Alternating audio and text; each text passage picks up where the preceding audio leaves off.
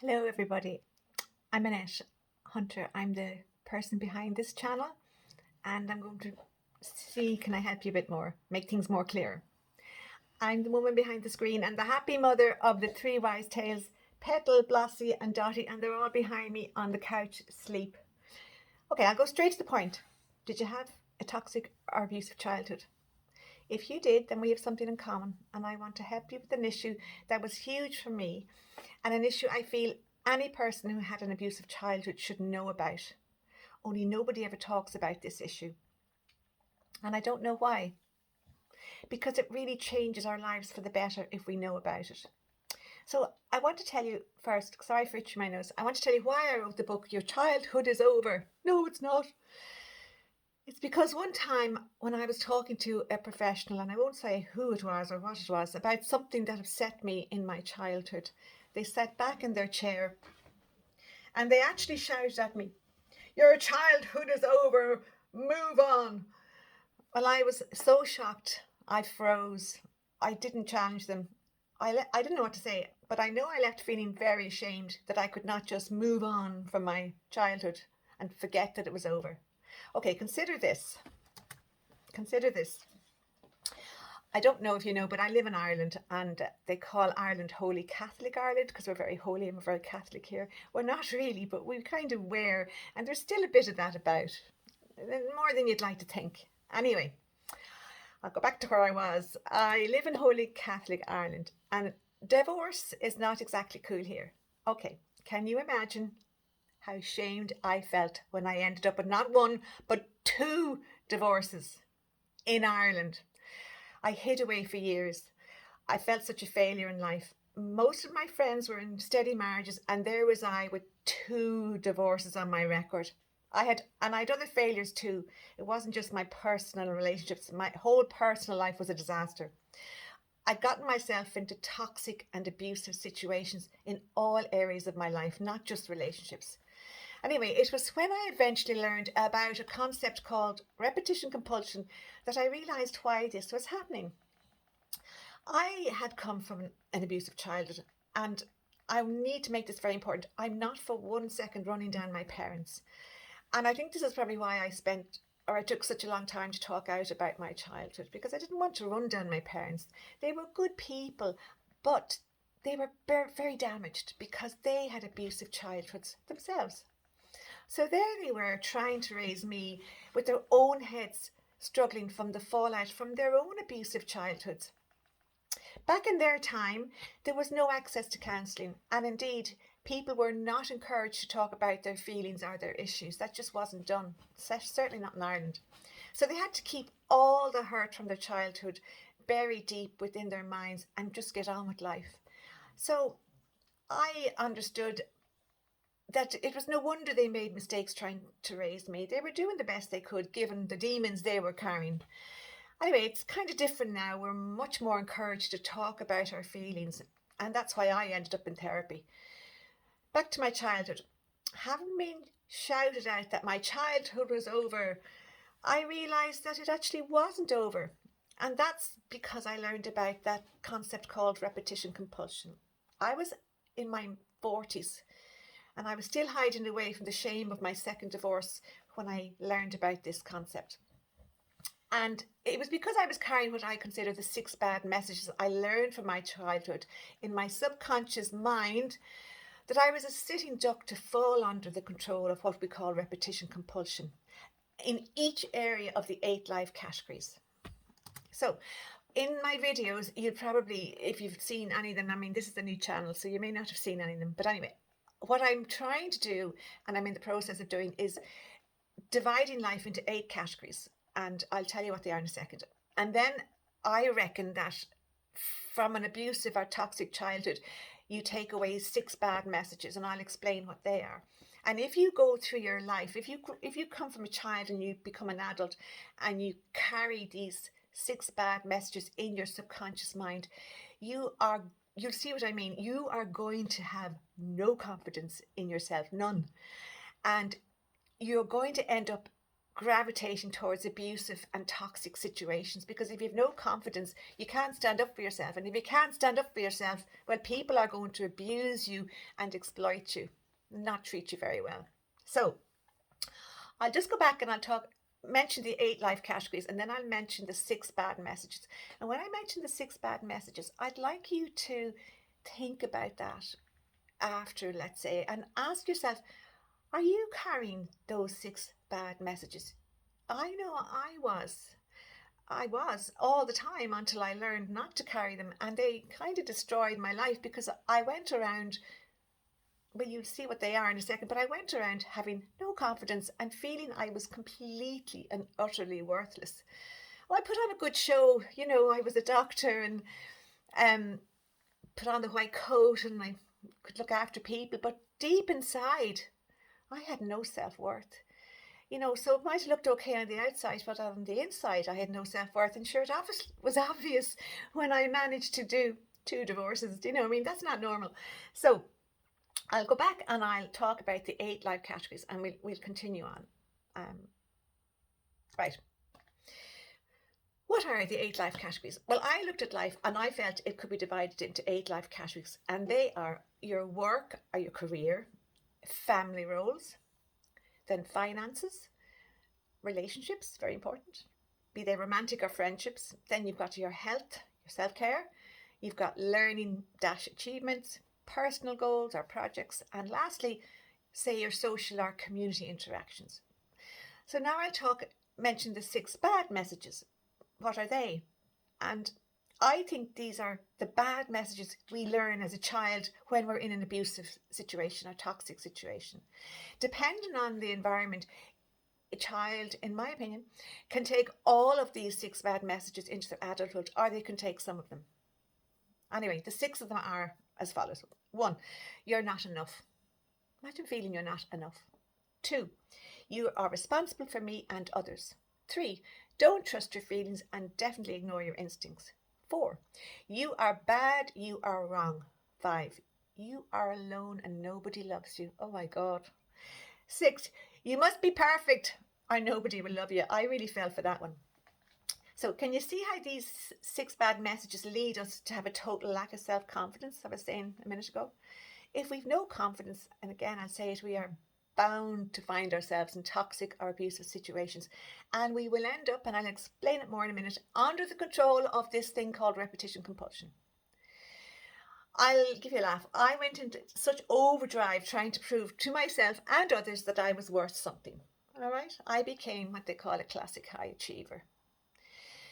I felt, I'll be honest, if I could get into medicine, then nobody would think I was stupid.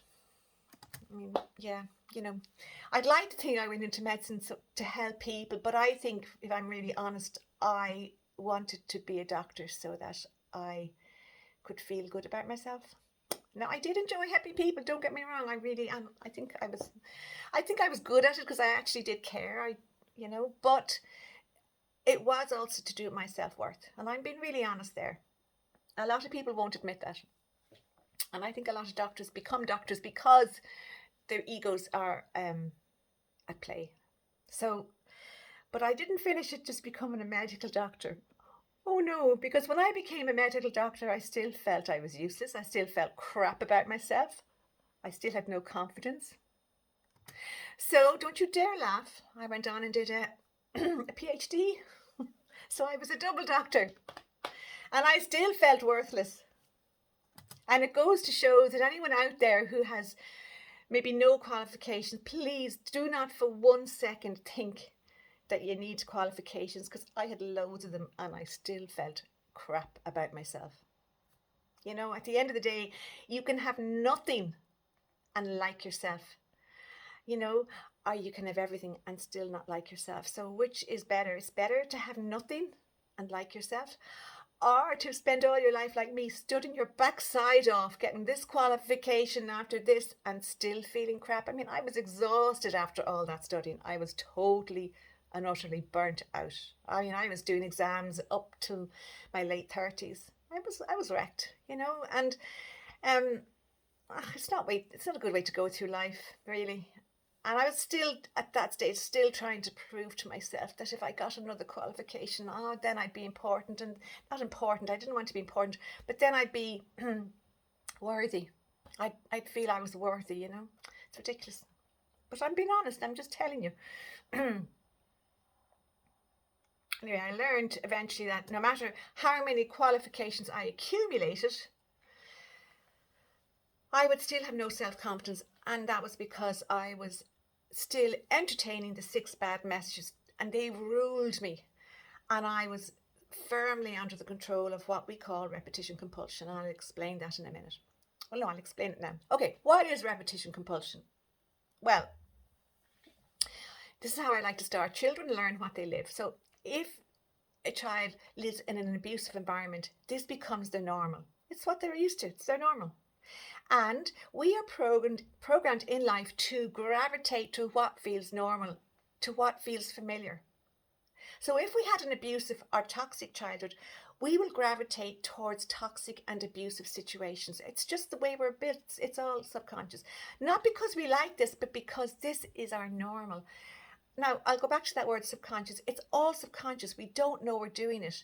But what does that actually mean? What does subconscious mean? It means it is buried in a deep part of our mind that we actually have no control over. Our subconscious is a mind of its own.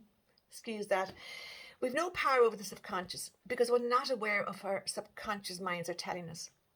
Until, that is, we become aware, and I'm hoping that's where I'll come in, that I'll start helping you see what your subconscious is telling you. And when we learn, what our subconscious is up to, we can stop it. So here I am telling you that if you had a toxic or abusive childhood, you will naturally, subconsciously gravitate towards toxic or abusive situations in your life. You don't know you're doing this, but it feels right because your subconscious mind tells you so, because that's what it's used to. But as soon as you become aware that your subconscious mind is controlling you in this manner, you can stop it. It's that simple. So me telling you that you might carry the 6 bad messages in your subconscious mind, and me telling you that you are programmed subconsciously to gravitate to what feels normal for you, it means you are now aware of how those 6 bad messages keep you stuck in a place of having no self-confidence. And you are now aware that you have a tendency to find yourself in toxic or abusive situations. I mean, I did this. This is why I'm here to tell you. I did all this. But now that you are aware, and that's a really important word, aware of this, you actually are in control. And you can stop the 6 bad messages controlling you and controlling how you think about yourself. And you will actually end up stopping yourself going into toxic or abusive situations in the future. So it's actually that simple, and it makes so much sense. How can you stop doing something if you don't even know you are doing it, and you don't know you're doing it if it's all coming from the subconscious? So once you make an issue conscious, you bring it into your awareness, you're in control then. It's not in control of you, and that's what I want to get across, that you can flip control. So take, for example, the 6 bad messages. If you find yourself thinking, I'm not enough, and you are become aware that you're saying that from your subconscious, that you're not enough. Now that you're aware of this, flip that message. What does it become? I am enough. I am more than enough. So you start to control what messages you feed to your mind. And you flip those bad messages. You consciously flip them so that you end up in control of them and they're not in control of you. And it does work. Now I'll tell you about that. It does work, and it's really simple to do. However, it takes practice. And think about it. You've been listening from your subconscious to those 6 bad messages for how many years? Okay, I won't tell you my age, but how many years how old are you? Well, those many years you're listening to those bad messages, 6 bad messages in your subconscious, if you're carrying them all.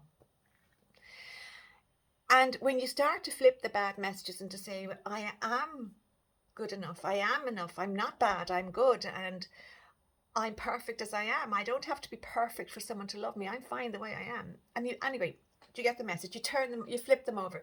You have to keep practicing that. But that's easy as well, because anytime you're going around thinking and this bad message comes into your head that I'm not enough or nobody loves me, you just nip it in the bud there and then, and you say, forget that. I am enough and people do love me. That's all you do. And eventually your mind gets used to the good messages. Honest to God, this works. And it takes a bit of practice, but it does work. And that's what I do in my life now. And there was a time when I literally was, as I told you, I was totally controlled by the 6 bad messages. And then obviously when I learned about how the subconscious mind controlled what I was doing and thinking and acting, I learned to flip the bad messages. And every time a bad message came into my head, like, you God, you stupid woman, you stupid cow, look what you've done again, I'd say, stop the lights. I'm not stupid. I'm okay. I'm doing fine. I'm doing the best I can and I'm learning. So I really had to talk to myself and cut myself on and flip those bad messages. And I'm not joking you. I really mean this. Over time, I eventually began to totally replace the bad messages with good messages. Now, don't worry, I never became big-headed or full of myself. I'm never going to be like that. But I began to like myself. Now, that's kind of a miracle. And I'm happy with that I like myself. Yeah, that's kind of nice. And I don't know where you are at, but if you're where I was before you heard all this stuff, you'll get there too. And I really mean that. You just stay. I don't mean to stay with the channel, but obviously if you want to hear more, stick around, and I'll help you through this. But it does work. And I think the reason I wrote the book and I set the channel up was to tell people this does work. And the reason I want to tell you is because it made such a huge difference to my life. Because if I hadn't learned about repetition compulsion and then in my own way flipped the bad messages and that, I'd still be probably in a toxic relationship, maybe an abusive relationship. I would probably be in toxic situations. I'd be allowing all sorts of abuse into my life. That doesn't happen anymore. And I have to be honest, it's lovely not to be going down that road again. It's nice. It's fabulous. You don't have to deal with abuse anymore. And we all need to learn and be helped to stop doing that. And I got help to stop doing that. And that's why I want to share it with you, what I learned. Okay, where was I? Right, I was talking about flipping the bad messages and how you flip them to good messages. And I don't let them control me anymore.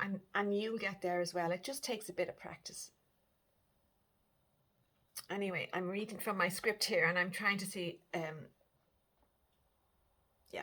So, flipping the bad messages. I learned to like myself, right?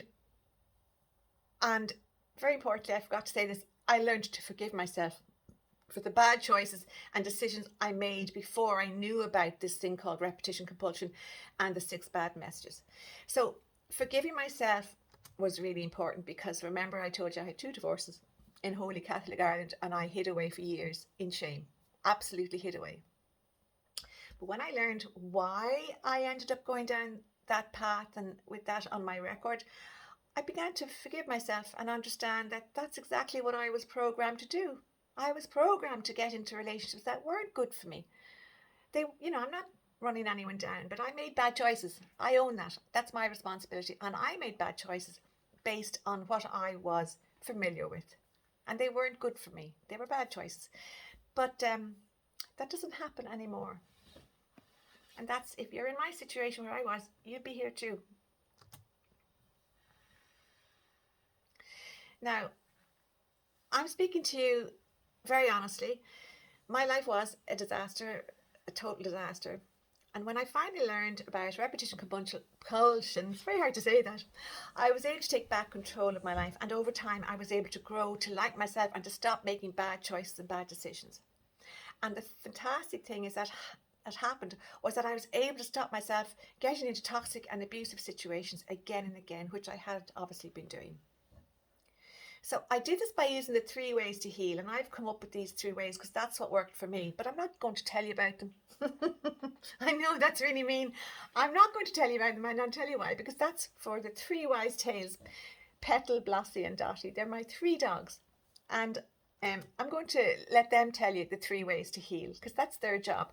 And the reason I bring them into my videos is because they helped me heal.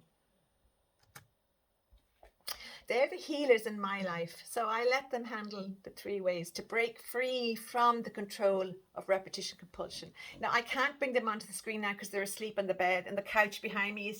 You see Petal's backside sticking out there, and Dotty is beside her, and my other fella, Blossie, he's in on the bed asleep. So I won't bring them onto the camera, but you'll see them in the videos, and they'll discuss the 3 ways to heal.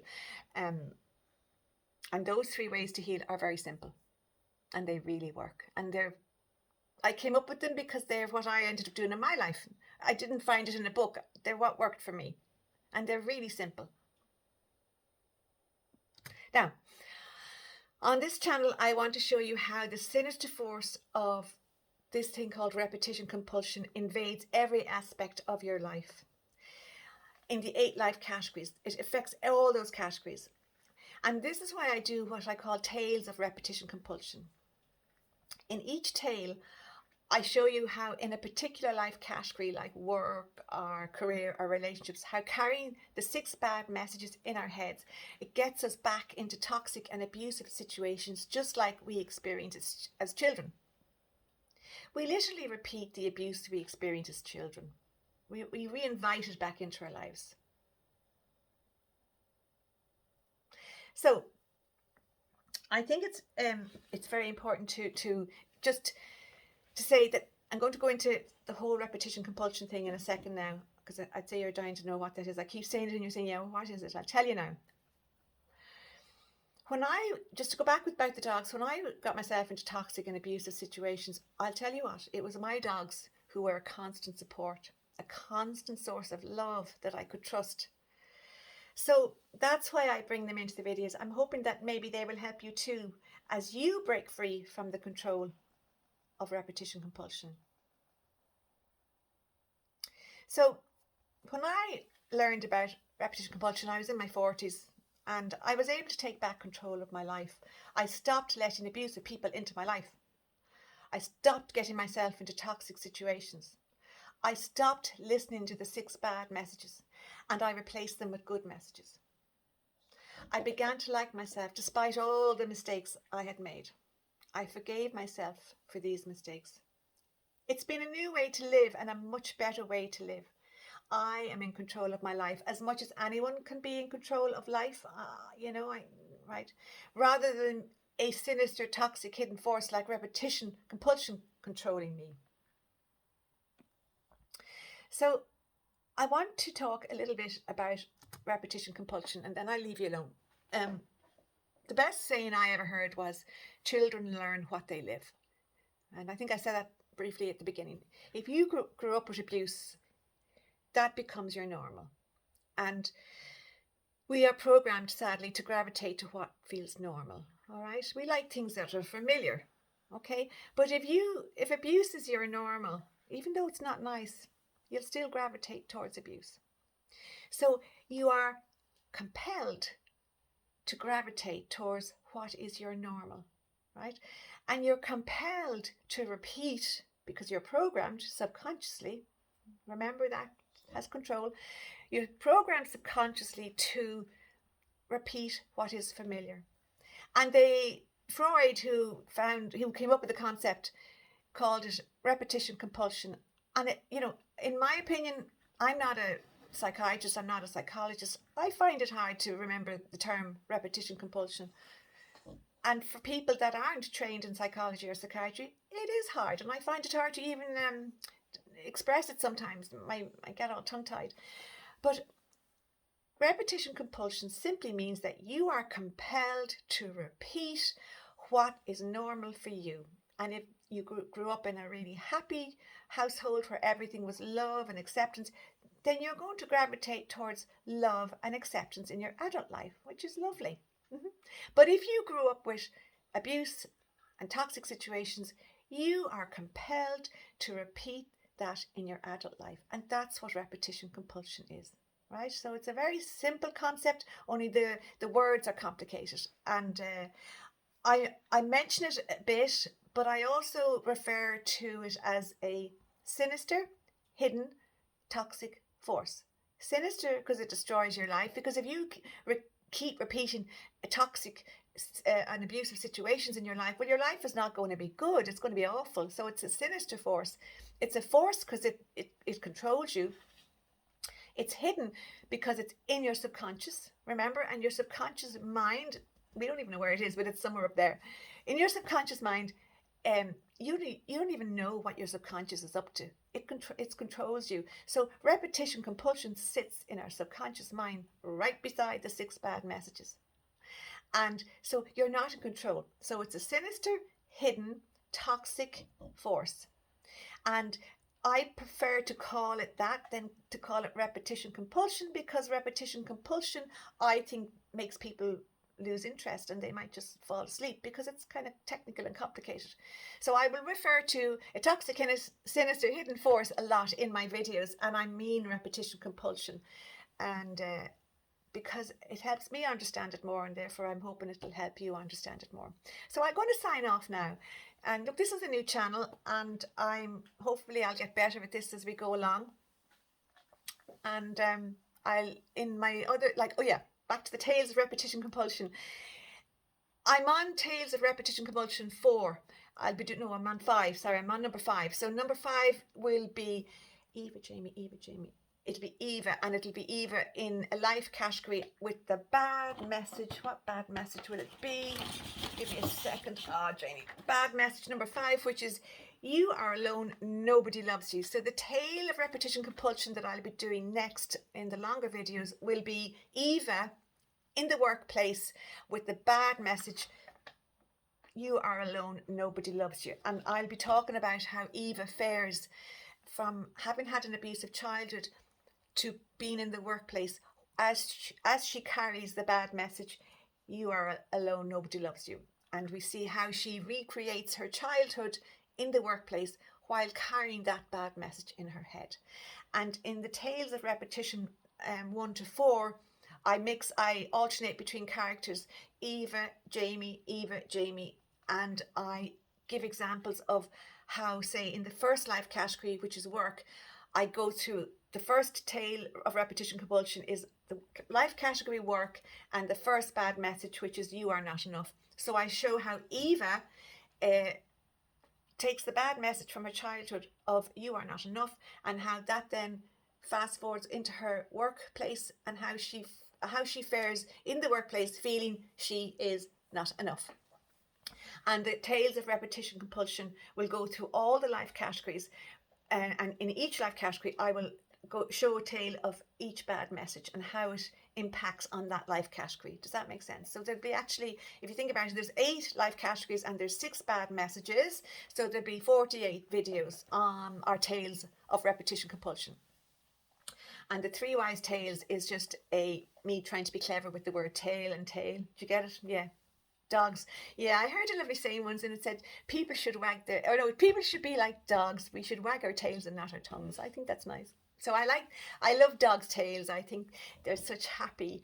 My little Dotty who's asleep in the couch. I mean, if I just look at her, she'll wag her tail. I mean, God, where do you get such love? I mean, I know it's nice if you look at a human, they smile, but dogs seem to have an even more obvious way of showing that they're really happy to see you. Anyway, I'm happy to see you. I'm not sure if you're happy to see me, because, as I say, I'm new to this and I'm thinking on the hoof a lot of the time. I'm also reading from a teleprompter, which I'm getting a bit more used to. But look, see how you get on. See if I help you. And it's lonely out there when you're carrying all that stuff in your head. And I know I got into my 40s and I felt so lonely and I felt so isolated, and I'll say it again, I felt so ashamed, and I had all these qualifications hanging out of me, and I still had made a mess of my life. So when you're back in that place and you're feeling, what have I done? I'm such a mess. No, you're not. You're probably doing what I did, which is you're caught in the grip of this psychological concept called repetition compulsion, which is a sinister, hidden, toxic force. You're carrying the 6 bad messages in your subconscious. They're destroying in your subconscious mind, and they're crucifying your confidence. And you know what? Is it any wonder you're getting into toxic and abusive situations? But that's going to change. And hopefully I will help you with that, because when I learned about it, it changed my life. So I'm sharing that with you. Okay, over and out. Where's my little thing to switch off the video? I shall talk to you soon again. Bye bye now. Have a nice day or evening. Bye. Oh, here.